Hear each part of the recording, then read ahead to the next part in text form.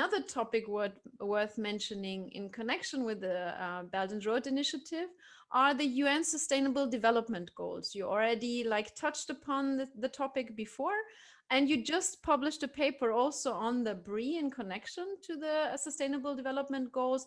And yeah, please tell us what the connection is there. I mean, this is a new like scope of the BRI initiative. What is the connection between the two of them? Well, yes, my colleagues associated with the University of San Francisco and I published a major article, it's really groundbreaking article in some ways, in the Journal of International Business Policy this January on dynamic synergies between BRI and the UN Sustainable Development Goals. Now, many have not recognized that these two global mega initiatives, BRI on the one hand, the Sustainable Development Goals, the 2030 Agenda on the other, are actually intertwined and mutually reinforcing. That there's considerable overlap in their goals and strategies, as well as in-depth coordination, which is perhaps most apparent, when one looks at the UN's deep engagement with BRI. Many UN agencies are involved in BRI. And this has in fact led to the inclusion of BRI within the 2030 Agenda. So that people taking sledgehammers to BRI should take note of the UN's strong support. The UN SDGs are intended to provide legitimacy to BRI and nest BRI within a strong sustainability framework. BRI, for its part, is intended to be a primary vehicle for the attainment of the SDGs by 2030 through sustainable projects, sources of green finance, and poverty alleviation initiatives across Eurasia and Africa. I'm absolutely sure the absolute majority is not aware of this.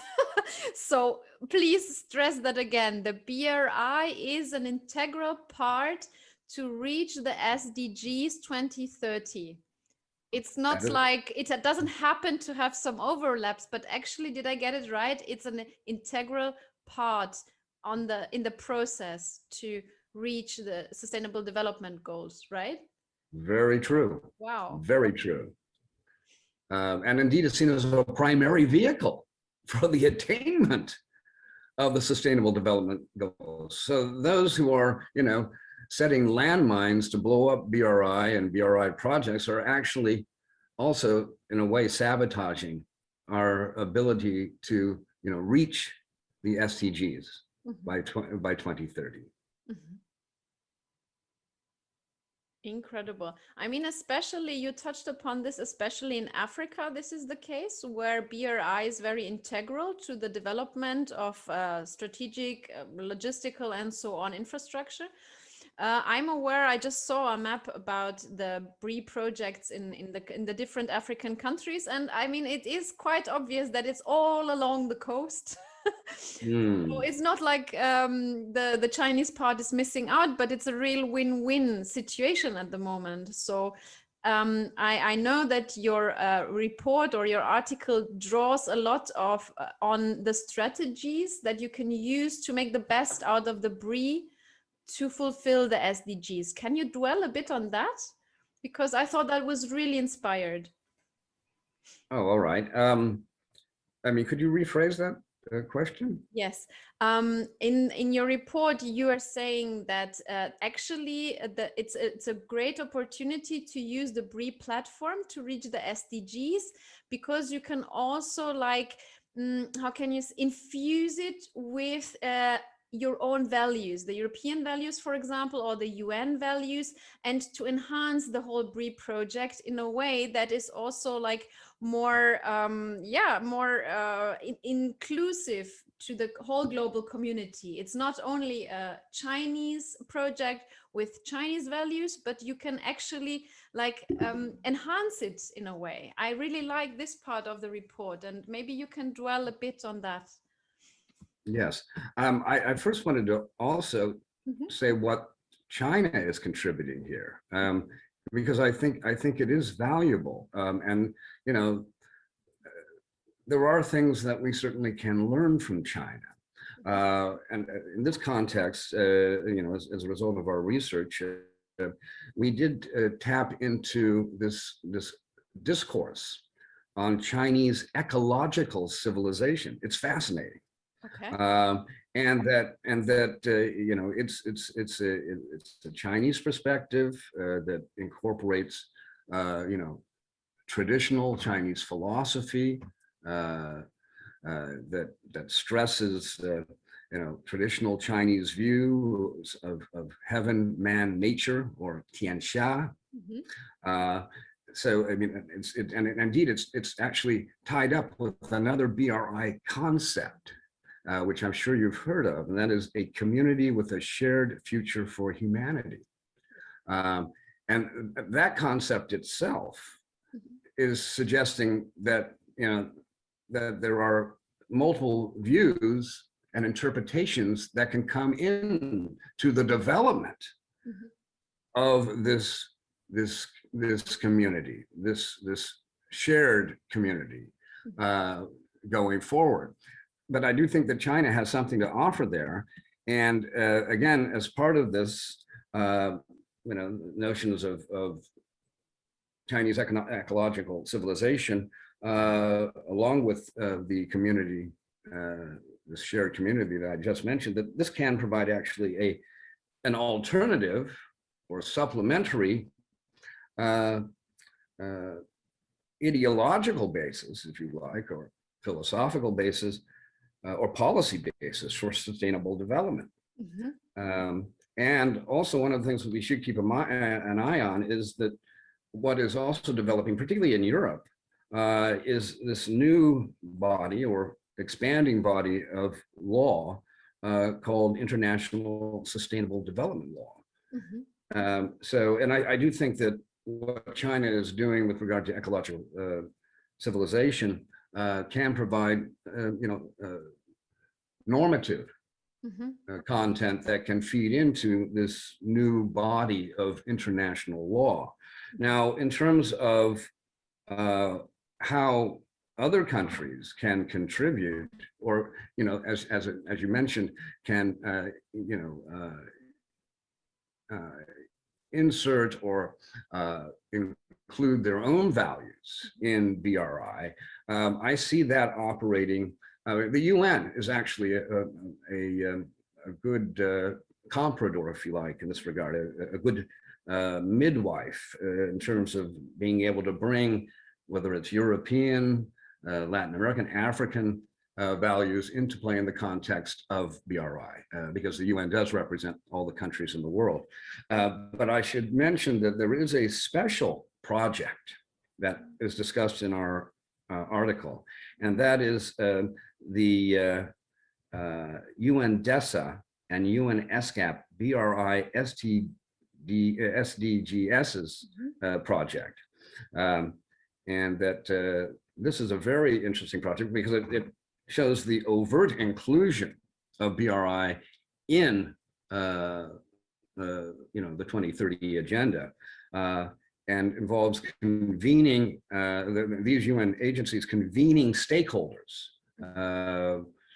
For example, in Southeast Asia, convening stakeholders, which include government officials, business people, and civil society, to create action plans for integrating UN SDGs into BRI projects and programs. And of course, as these countries, for example, in ASEAN, but of course it could be anywhere along the Belt and Road, as they develop their own plans for achieving, you know, the sustainable development goals, they will inevitably bring in their own local value sets, their own value systems. And this BRI SDGs project is actually a vehicle for them to do that. Wow. That is really fascinating. So it's such a living thing. I mean, this is why I really like the whole topic of the Silk Road, and also the concept, also the historical, of course. It's that it's such a living thing, and it's so flexible to adapt and to include. It's a very inclusive concept. This is something very particular, because I mean, it spans so far around the globe, and it includes so many different styles of economical systems, of population sizes, of existing infrastructure, of budget, and so on. I mean, this is really, really impressive. So thank you for this report, or for this article, actually, because I think it really contributes something to the knowledge of this project. And yeah, I would ask you could you sum up the results of this article that you wrote, just maybe in a few sentences again, to have it condensed for the audience? What did you find out about the BRI and the SDGs? Just a brief summary so we can stress the importance. Yes. Well, among our main conclusions were that there are strong interlinkages and coordinated efforts between UN agencies and Chinese and BRI actors as regards SDG implementation. And we also further noted that while China is committed through national plans, through national legislation, and through its leadership in BRI, that it is committed to SDG implementation, there are still, unfortunately, divergences or discrepancies. For example, China has continued to invest in coal-fired power plants and cement production, while at the same time supporting sustainable BRI energy projects in solar, wind, and hydropower. I mean, you will know, Emi, that China is one of the world leaders in solar panels, solar energy production. Now, I should point out too that as a very important point, and again, this is meant to be balanced in the view of BRI and its relationship to the SDGs. We found as one of our conclusions that there is still insufficient openness and inclusiveness in BRI for it to be a truly a vehicle, an optimal vehicle for SDG implementation. And to the point that you have just made, there's actually not enough local business, generally local participation in BRI projects. So the ability to, for local values and local aspirations to be reflected in BRI projects and programs means that China needs to become more inclusive. All right.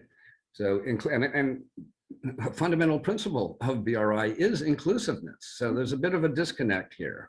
And so that needs to happen. Quite frankly, most BRI projects at present don't have significant amounts of either foreign, that is to say, non-Chinese, or local participation. Okay. So that's an issue, and that's partly one of the reasons why BRI has been viewed skeptically in certain quarters, including in Europe. That there's not enough inclusiveness here. And that needs to change. And of course, the Chinese leadership knows this, so they are working on this.